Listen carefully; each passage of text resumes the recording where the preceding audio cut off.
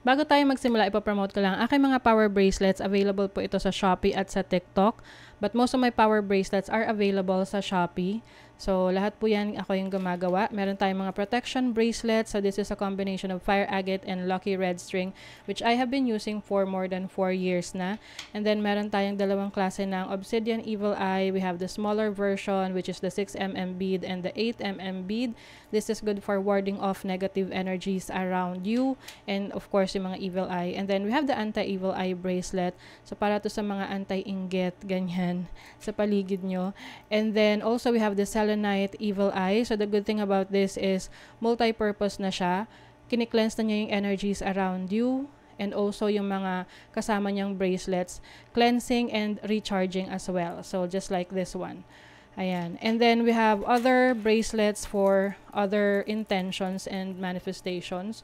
So, meron tayong authentic malachite. This is for healing and also attraction of money and transformation. And marami pang iba. Meron din tayong chakra bracelet for balance. And we have the tiger's eye for courage. We have howlite for concentration and focus. We have rose quartz for attraction of love, self-love, and of course, amethyst for intuition, healing. Ayan. Lahat ng bracelet may kasama ng instruction leaflet, extra string, and a cute pouch. Ayan. Meron din ako mga bagong products sa aking shop. Ito yung intention oils. It comes with 2 sizes. Meron tayong dropper, which is 15 ml. Meron tayong roll-on na 5 ml. So, you can use this for manifestation ng prosperity and protection. So, while you are doing affirmations. And ito naman, you can, multi-purpose to, pwede mo rin itong gamitin when you are setting intentions. You can put this sa iyong candle if bago ka mag-set ng intention. So, this is for prosperity and protection na. Meron din akong spell jar for protection and prosperity. So, these are limited items lang kasi konti lang nagawa ko dahil lahat to ay chinarge ng super full moon nung full moon in Pisces. So now it is available. I think 5 to 7 pieces lang yung available for each. So lahat yan nasa aking Shopee. Link on the description. Thank you so much and happy shopping. Cancer, hi! Welcome to Mr. Queen PH at ito ay isang energy update for you ngayong September 16 to 30, 2023. This is a general reading sa maaari kayong makarelate, maaring hindi. Just take what resonates. Panoorin nyo rin yung Sun, Moon, Rising, and Venus signs ninyo para sa iba pang mensahe. Meron tayong video na nagpapaliwanag tungkol doon. Link on the description. And thank you so much sa lahat ng sumusuporta dito sa ating channel. Just a reminder that you have the power to create your own reality. So gamitin nyo lang ang reading na to bilang gabay. Okay. Let's see, Cancer, what's up? September 16 to 30, energy update for you, Cancer. You have Descendant, Invitation. This is about partnership. You also have 12th house, Introspection. And then, Ma'am Coeli. Ooh. Okay, maaring meron kang i-deal na related sa family mo or sa partner mo. Romantic partnership. 12th house is about your spirituality, yung related sa malalim na pagtingin mo pagdating sa sarili mo or sa pangkalahatan. Kasi ang 12th house medyo broad, malawak, malalim. This can be losses. Okay? Pwede ring, some of you might be dealing with a challenging situation with your family or your romantic partner or partnership, pwedeng sa business. So, please tell us about this for Cancer. You have your first house, which is yourself, Aries energy, and Mercury. Communication. Or pwedeng some sort of liberation, revelation. something is going to be revealed related sa family mo or sa romantic partner mo. Pwedeng magkakaroon ng communication, especially to those na hindi naging maganda yung relationship with your family or your romantic partner. You might be talking, no? Pwedeng magkakaroon ng pag-uusap or pangangamusta. You have the Ten of Wands, yung Six of Cups. This is a nostalgic energy from the past. To be honest, medyo heavy tong energy na to, Cancer. Kasi parang ito yung mga unspoken words, unexpressed emotions lalabas. So you have the Death card, which is an ending and new beginning. So there might be an ending related sa family and a new beginning as well. Can also mean ending a relationship with someone to focus on a new beginning. Six of Pentacles energy is also about your finances, balancing your finances, or giving and taking what you should have. Para siyang meron kang ibabalance sa buhay mo na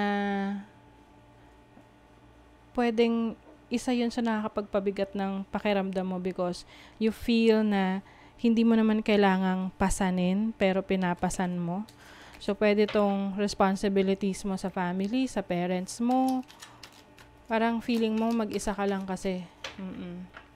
That's why ngayon, sasabihin mo, i-voice out mo yung iyong nararamdaman about this. And yun yung magbibigay sa'yo ng freedom. Freedom na makaalis sa isang sitwasyon na naglilimit sa'yo in becoming a better version of yourself. Mental force, spiritual insight. Yes, you're becoming more deeply connected sa iyong instinct. Meron kang mga regrets sa mga nagawa mo in the past. Either mga nagawa mo or hindi mo nagawa in the past. But all in all, you will have the understanding na kaya pala hindi nangyari yon, hindi mo nagawa yon, or nagawa mo yon.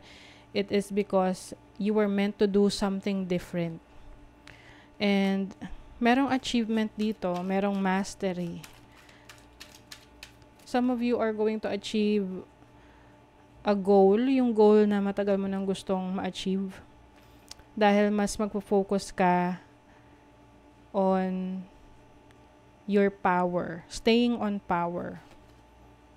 Satisfaction, perfection. You're going to do the things na gusto mo the right way. Kasi, I think merong mga pumigil sa'yo na magawa yung passion mo. Simula ng bata ka hanggang sa lumaki ka, tapos tinago mo lang yung frustration na yon or sama ng loob na yon. And now, you are finally releasing that because alam mo na you deserve better. So, let's see. Money, career, finances for Cancer. Support. So, pagdating sa needs mo, just in case kailanganin mo ng tulong, someone is there to help you. Can be your friend, your romantic partner. So, you are also going to help others. So, maaring hindi lang ikaw yung may kakayanang tumulong sa iba. Kaya mo ring tumanggap ng tulong sa iba. Okay? So, let's see, ano pa. Cancer. Pwede rin you will join a group na kung saan meron silang mga outreach program, pagtulong sa iba. You will gain more friends sa career mo, sa trabaho mo, And you will have a lot of adventures and experiences with these people. I think parang meron kang hinahabol na opportunity before na na-miss out mo because of focusing more on your family. Alam mo yung tipong na-deprive ka ng maraming bagay before dahil kailangan mong tumulong sa family. And now, parang bumabawi ka ngayon for the losses. Mas lumalabas ka ngayon, mas nag-enjoy ka with your friends, with your colleagues, co-workers. Mas ina-enjoy mo yung freedom mo ngayon. Sa relationship, merong sabotage and soulmate. Yung iba sa inyo, you may be dealing with a soulmate, pero at this point, pwedeng may pagkakataon na hindi kayo nagkakaintindihan.